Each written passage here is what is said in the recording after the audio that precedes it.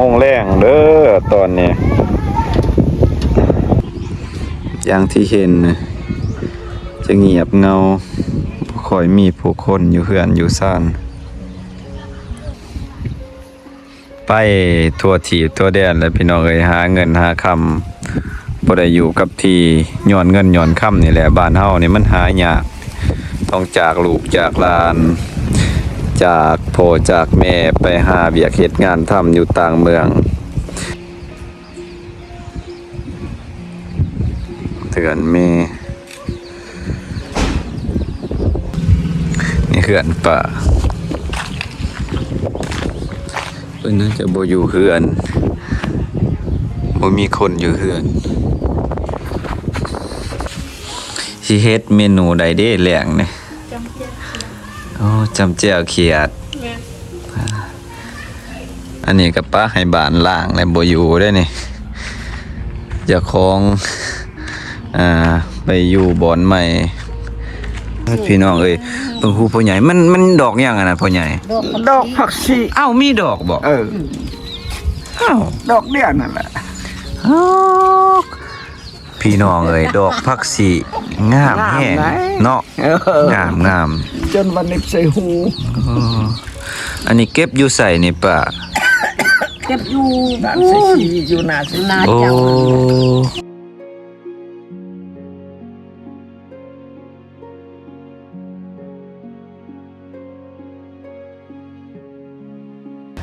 สบายดีพี่น้องพอๆกันกับบรรยากาศยามแรงๆอยู่ที่บ้านเกิดของบ่เงินบ้านพอกไต้เมืองไสเสถาแขวงงาตะปือพี่น้องเลยพาชมบรรยากาศยามแรงทางบ้านข่อยพี่น้องหลายท่านอยาก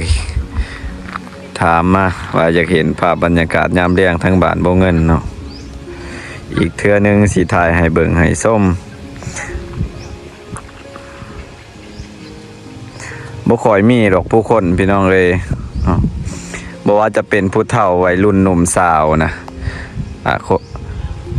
คนในครอบครัวนี่ออกไปทำงานอยู่ต่างบ้านต่างเมืองเบิดพี่น้องเลยทางบ้านค่อยเด็กน้อยโรงเรียนประถมพอกไต้เด็กน้อยก็จะมาลินอยู่นี่ยามแรงมีแต่เด็กน้อยพี่น้องไอ้สวนหลายนะผู้เฒ่าวัยรุ่นหนุ่มสาวนะเขาเจ้าบ่อยู่บ้าน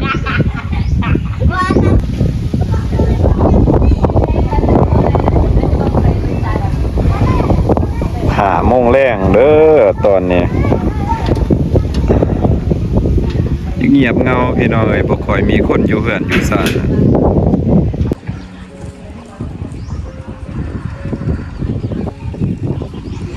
อย่างที่เห็นจะเงียบเงาบ่ค่อยมีผู้คนอยู่เฮือนอยู่ซ่าน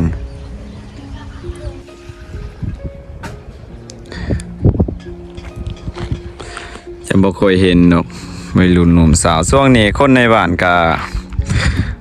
บ่มีเวียกมีงานเฮ็ดเลยพี่น้องเอ้ยบ่ได้เฮ็ดเวียกเฮ็ดงานบ่ได้ไปรับจ้าง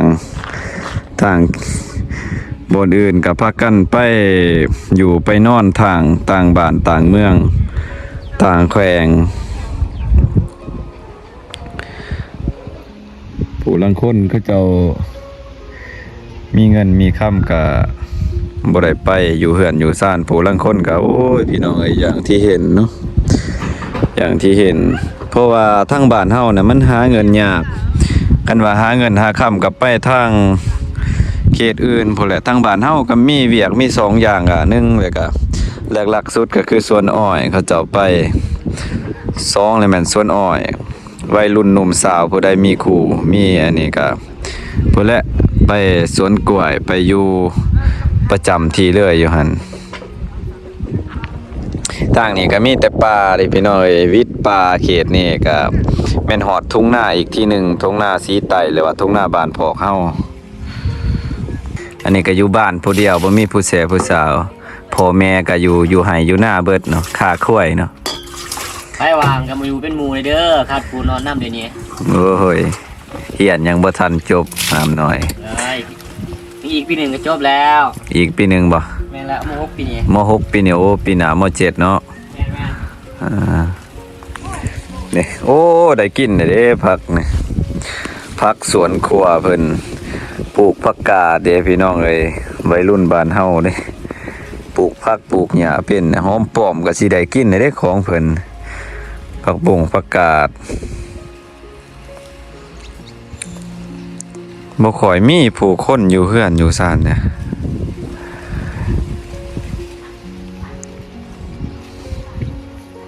ไปทั่วทีทั่วแดนแล้วพี่น้องเอ้ยหาเงินหาคำบ่ได้อยู่กับที่ย้อนเงินย้อนคำนี่แหละบ้านเฮานี่มันหายาก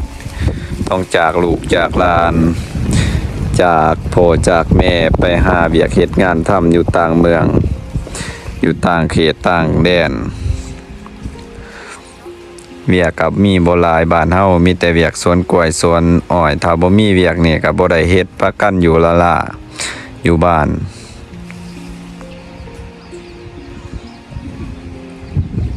เตือนมี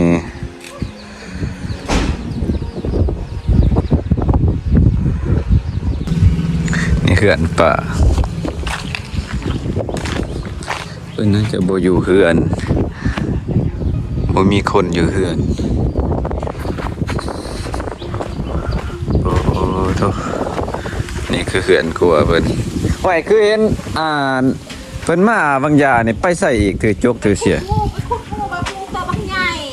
งูสิงบ่ มาซ้ำแขน โอ้มาอันโหลดเล่นี่ จ้ะ บ่ผักชีเพิ่นเก็บอยู่อันนั้นต่อ พนาลามเห็น มาอันแล้วเพิ่นอันนี้คือเขื่อนป่าเพิ่นพี่น้องเอ้ยสิไปหาหนองทรายค่อยอยู่นี่เฮ็ดหยังอยู่อีหล่ะนึ่งข้าวนึ่งผักบ่โอ้ยเนาะนึ่งผักสิเฮ็ดเมนูใดเด้แหลงนี่โอ้จำแจ่วเขียดนึ่งผักหยังผักชีบ่โอ้พี่น้องเอ้ยพี่น้อง FC ก็น่าจะเจอคนที่อยู่ในงานมื้อนั้นตอบบ่เงินว่าเพิ่นมีแผนเป็นคนไทยเพิ่นว่าเอ้ามื้อนี้มาพ่ออีกนี่สิถามคักๆได้บัดนี้สมมุติว่านี่ถ้ามีผู้ชายสิมามักนี่สิมักอยู่บ่ผู้ชายหรือว่าบ่มักผู้ชายเลยบ่ฮู้ยังตอบบ่ได้บ่แม่นโอ้ล่ะเอ้ยไปมักผู้หญิงพอวิวสิบ่หายบ่มักผู้หญิง นี่แหละพี่น้องเอ้ยน้องสาวเพิ่นเฮ็ดอยู่เฮ็ดกินตอนนี้พ่อน้องออกไปใส่แล้ว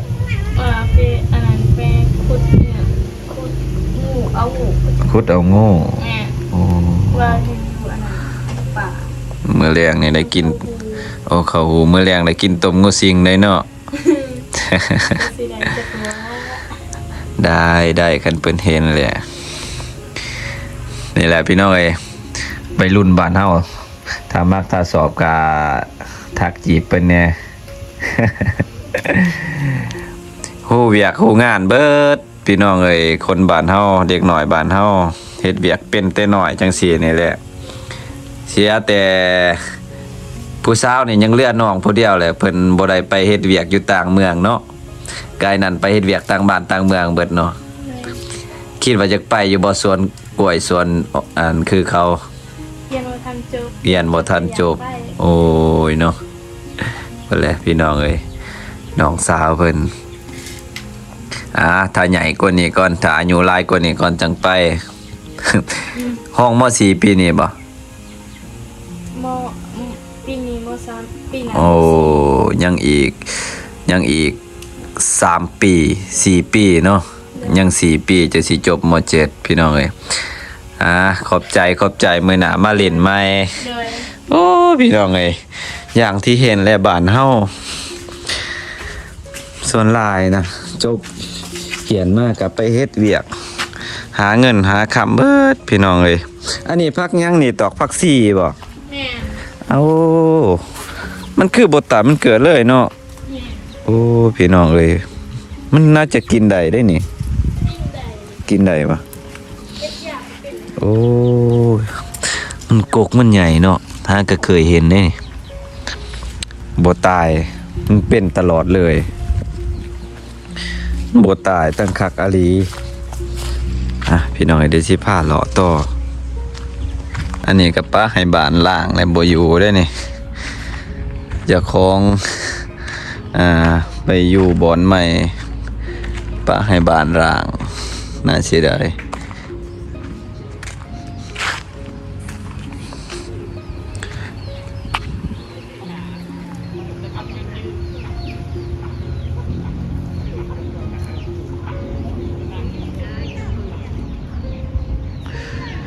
เงียบเงาพี่น้องอย่างที่เห็นเลยอันนี้สวงแรงๆเลย5 โมงแรงก็ยังบ่มีคนภายในบ้านเฮาบ่ค่อยอยู่เฮือนอยู่ศาลเด้โอ้ตัวมีแต่ผู้บ่าวผู้สาวนั่งลมกันอยู่นี่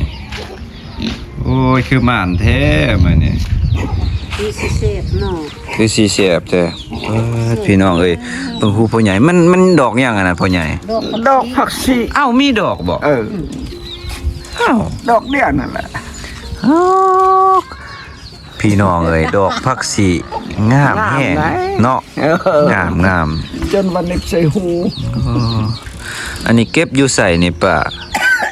เก็บอยู่บ้านใส่ชีอยู่นาสินา โอ้ผักชีพี่น้องเอ้ยหื่นบ่จัก แม่นบ่ ฮะ แม่นบ่แม่นหน้าเจ้าหันหึ่งบ่ จักแหละเก็บอยู่หั่นบ่ผู้ใดเก็บ อยู่ น้าบ่าวแก้นหั่นบ่ เก่ง ค่อยอยากอยู่ยันแต่มันหื่นก็บ่จักคือกันจักหื่นบ่หื่นค่อยบ่ได้เก็บอยู่นะ ใส่มะขาม ใส่มะขามบ่ให้มันหื่นบ่ อืม โอ้เนาะหากะหูสูตรมันนี่โอ้มีผักชีหวานคือกันก็มีได้เนาะ อืม โอ้ยเขียดแนวใดป่นบ่มื้อแลงนี่ป่นเขียดบ่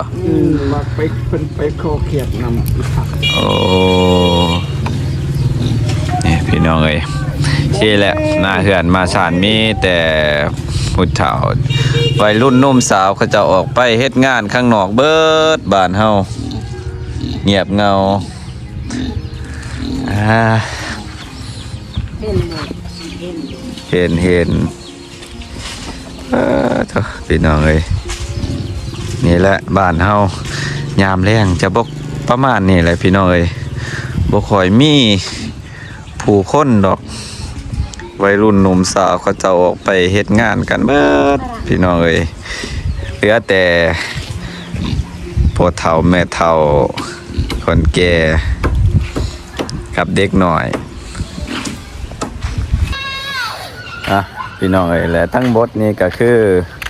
ป่าบรรยากาศภายในหมู่บ้านของบ่เงินแหละอย่างที่เห็นเนาะเพราะว่าผู้คนก็บ่ค่อยอยู่เฮือนอยู่ซ่านมีแต่ผู้เฒ่ากับเด็กน้อยวัยรุ่นหนุ่มสาวนะเขาเจ้าออกไปเฮ็ดเวียกอยู่ต่างบ้านต่างเมืองเบิดพี่น้องเอ้ยทางบ้านค่อยบ่ค่อยมีอย่างที่เห็นนั่นแหละเนาะยามแรงๆผู้แหละถามมันสิมีก็ช่วง